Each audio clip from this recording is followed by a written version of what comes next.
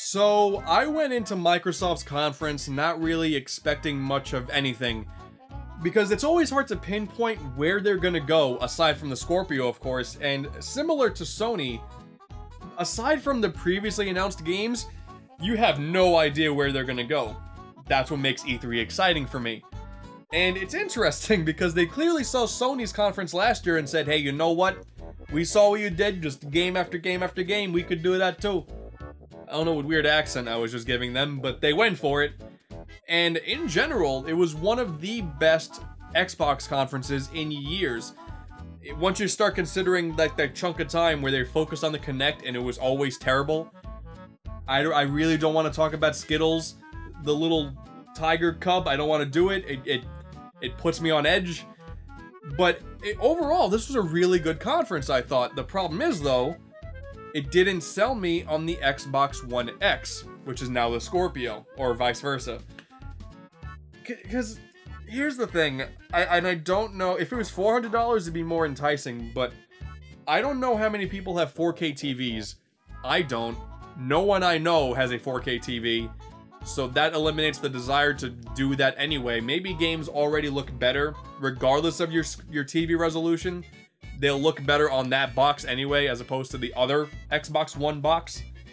Xbox One box. But for $500, here's the thing. And I know a lot of people are purely console gamers. Totally fine by me. But I feel like there's a growing number of people who are accepting that as time goes on, it is much cheaper to get a good gaming PC. My rig, which I got for super cheap on eBay, with a graphics card, the 2 monitors, and everything else, cost me maybe $600 at the most. And I could do a lot more than play games on it, and I could play a lot more games. And I think that's going to be a trend going forward, and the thing is, I think Microsoft sees that as well, which is why they're releasing most of their games on PC. So, if anything, this helped sell me on the Xbox One S, because that's substantially cheaper than the X, and I get to play the games on my TV and they look fine. I'm curious as to what everyone else thinks, because when I put it on Twitter, everyone who replied agreed with me. Let me know in the comments if you feel the same way. But the thing is, what I cared about the most was the games, and on the list I have down here, they had a really impressive list of games. A lot of stuff I don't really care about, but I know a lot of other people do. The likes of Forza, don't really care. Looked gorgeous, don't really care. And the thing is, my opinion on really good-looking games is weird, and I'll accept that. But looking at the list here, you have a game like Forza, Metro Exodus, Assassin's Creed, State of Decay, kinda. What else do we have on here that looks really, really good? I mean, obviously Anthem, Middle-earth, Shadow of War. The thing is with those games, while they look amazing, and this is by no means a complaint, saying these games should look worse, we're getting to a point now where games look so good, you don't, the way the games are played, you don't even have the chance to enjoy them. Anthem looked awesome, because you're going full on Iron Man at this point with that sweet bodysuit. But the first thing the guy does is go on like this jet flight through a cave and stuff, and while you're watching it, it looks gorgeous, but when you're playing it, how much of that stuff are you going to focus on? Forza looked awesome. Doesn't change the fact that when you're playing it, you're still going to be staring at the ground, looking at where to turn. That's obviously not a complaint, it's just my stance and why I'm also not sold on the 4K model, because I personally don't need that.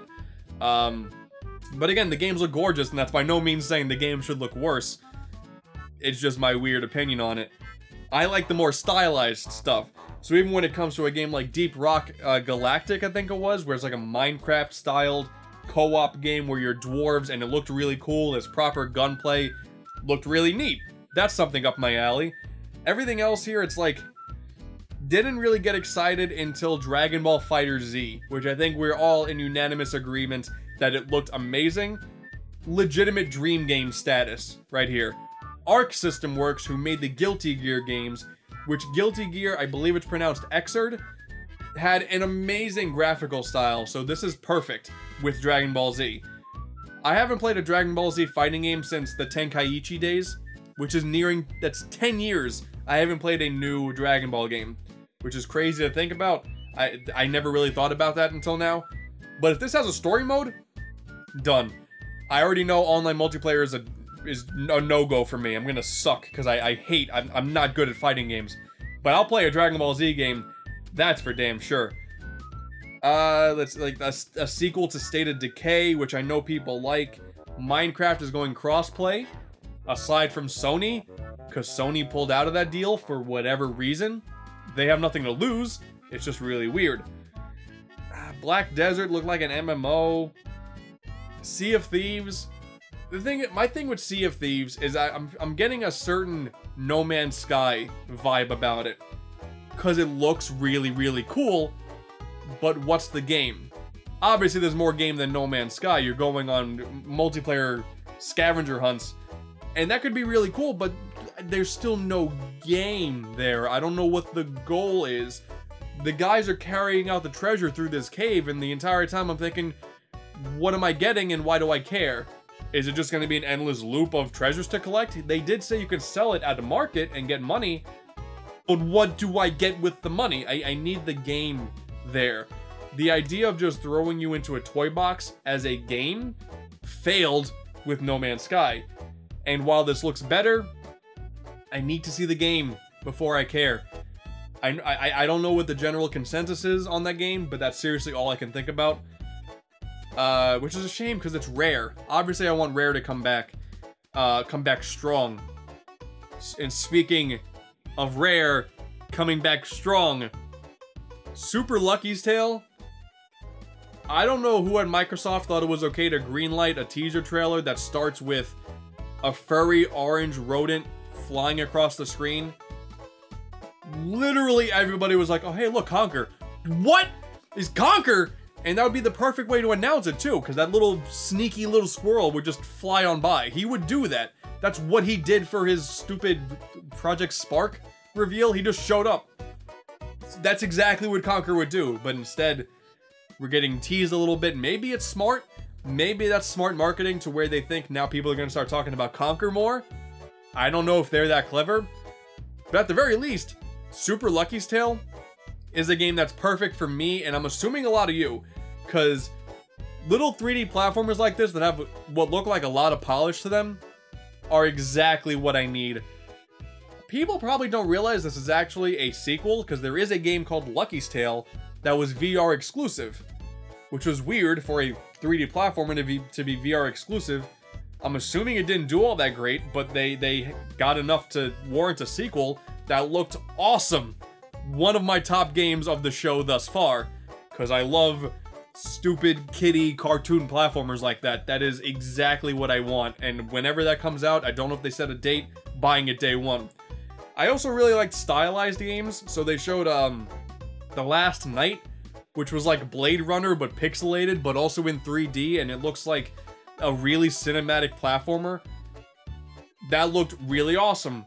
Followed by, it was called The Artful Escape, which had really smooth animation, and you can platform by creating blocks under you with your guitar. So I'm guessing it's a music-based game, and that looked awesome as well. And they said it's coming when it's damn ready. Yes, sir. I like the sass. Seriously though, looking at the rest of the list, there's really nothing else besides Cuphead finally getting a release date so we can set that meme aside. It's like the Duke Nukem Forever meme. It's like, oh cool, you announced it. But now what game am I gonna beg for the release date for? That's what's happening here. It became a joke, but luckily it's coming out very soon. Still looks awesome. The wonder has been gone for a while because it's been so long since it first got announced. But looks really cool. Excited for that. Everything else though, like they had an indie reel with some cool looking games. Crackdown 3 with Terry Crews. Terry Crews is a god among men, so that's awesome. Don't know anything about Crackdown though. Maybe, oh no, I was gonna tie it into the backwards compatibility, but Crackdown is Xbox 360. The Xbox backward compatibility is cool for two reasons. One, it's just a cool feature to have original Xbox games that you can play on this machine now, but it's also cool because it's a slap in the face to Sony, who recently, one of the head executives, I don't know his exact title, said something along the lines of, who even wants to play these retro games? I mean, look how ugly they are. And to me, and again, I'm also assuming a lot of you guys saw that as very, very ignorant. Because we clearly want to play all these old games. That's why we're clamoring for Crash Bandicoot. It's a very weird mentality to be in. And I'm guessing because one of the top guys said it, that's their mentality going forward. Which is a shame, because imagining finally playing old school games on the PlayStation 4 sounds great. They still have time to do that tomorrow, but for now, it just seems like Microsoft just slapped them across the face. Very similar to when Sony slapped Microsoft across the face by simply announcing you can play used games. Obviously not to that level, but any slap in the face to dumb marketing decisions, it's fine by me. You gotta put these people in their place, and I can always appreciate that. But seriously, like, Middle-earth Shadow of War looked cool. Not for me. I obviously liked how the big brute was talking, because he was very enthusiastic. But they doesn't really seem like it's my cup of tea. Didn't play Shadow of Mordor either, so maybe I don't know what I'm missing. Tacoma looked neat. Code Vein looked like a Tales of game, but with vampires, so like Castlevania. Okay, you got my attention there. That's it. The game I want to end on, though, because I think it's the game of the show, is Ori and the Will of Wisps. Will of the Wisps. I know nothing about Ori and the Blind Forest, but I know I need to play it now. All I figured was that it was a Metroidvania game that looked nice, and that was it. If you had told me that game had feels, I would have played that day one. How this trailer for a game I'd never played got me emotional, like silence with a bit of goosebumps just because I didn't expect it, and like didn't tear up, but I got damn close. That's amazing. So now I need to play the prequel. I just appreciate their ability to do that. No release date though, so I have plenty of time to play Blind Forest, but I can tell you it's gonna happen this year. The thing is though, again, a lot of these games that are on here I can just play on PC.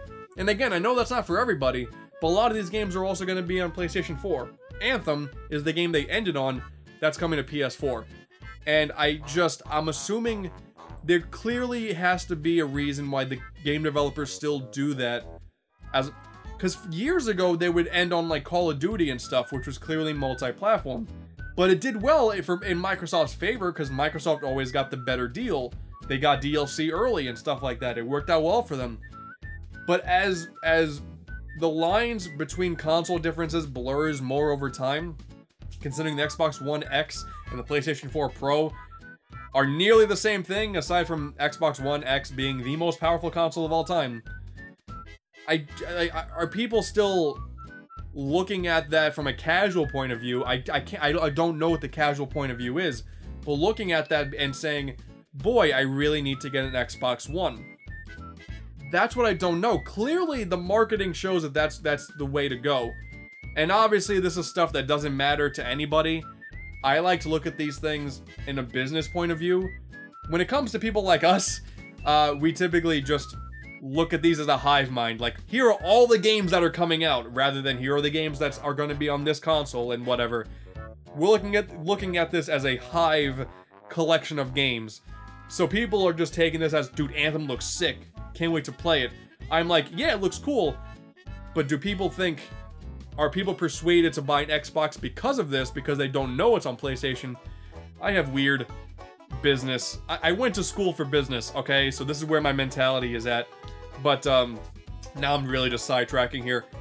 The Microsoft conference was awesome.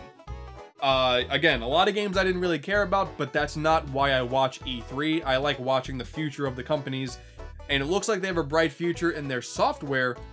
Hardware, always hard to say. But I don't think that's as big of a deal to them as, say, Sega turning into a software-only company. Not saying Microsoft should do that, but I don't think it's going to be that drastic of a shift. I think their numbers are going to be totally fine. They did really well for themselves. Once Black Friday comes along, the Xbox One S is going to do really well, I think. The X, though, is going to be the deciding factor. But yeah, Dragon Ball FighterZ... Ori and the Will of Wisps. had a third game, Super Lucky's Tale. That shows you where my mentality is at. That's clearly not the main Xbox demographic.